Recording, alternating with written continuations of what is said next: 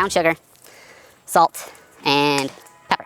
A little bit of whiskey, a little bit of olive oil. And lastly, ground coffee.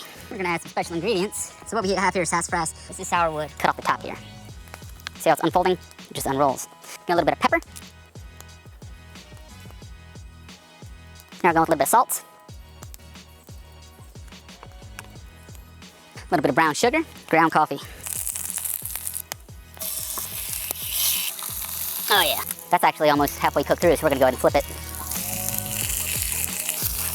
Okay, these are definitely done. A little bit of whiskey, homemade butter in here. That's the good stuff. To me, it looks really good.